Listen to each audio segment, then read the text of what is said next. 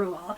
Number 6 is a 2026 release. However, number 6 is also the reason why I do not film this video until the next year. Because I finished this book on New Year's Eve. Technically it was a little past midnight, but I'm not putting it into my 2026 reads because I read like 90% of it in 2025 and it was like just a little past midnight. So we're counting it in our best of 2025, even though it's 2026 release. And that is Obsidian Sky by Jill Astor. I have talked about this book a lot, and I do want to caveat, I work for this author. I do all of her social media content, and so there is a little bit of a bias here because I have like had conversations with the author. I have gotten to talk about the world and the lore and the magic system and stuff like that, technically before I even read the book, and so I really knew what it was about even going into it. So they're like, yes, there could potentially be issues in the fact that like it's not as quite easily explained. I just already knew it because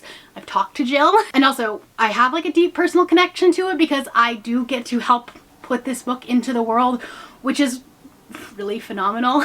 I finished this book and read the acknowledgements, and I'm in the acknowledgements of this book, which like, okay, I guess technically I started crying then too, but that was for a whole different reason. It is the first time that I have been in the acknowledgements of a book, and that feels surreal. Obsidian Sky comes out February 2nd, so like you don't have a long time to wait. This is for the fans of Fourth Wing, but who want the writing style of When the Moon Hatched or City of Brass.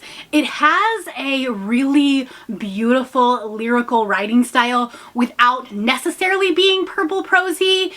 There's a lot of descriptions about like the room that they walk into or the, you know, the storm that is rolling in, and I feel like that just adds to the atmosphere of the book. Really helps me as a content creator because that means I get to make even more specific, like vibes-based reels. But even as I was reading this, I was so shocked by how beautiful the writing was, how phenomenal the banter between our two main characters are. This is about a girl who goes to this magical training school to try to figure out what type of elemental magic she has. So we have water, earth, air, fire, and ether, which is kind of the dead magic, but you know, obviously we have our chosen one. So the ether magic is going to come back to life, and things are going to start happening. The rift is starting to break, and the romances between her and this other dragon rider instructor, not like necessarily like teacher, he's just a little bit ahead, and so then he's kind of like student teaching essentially and kind of mentoring her, and he's also the crown prince, so like that's cool.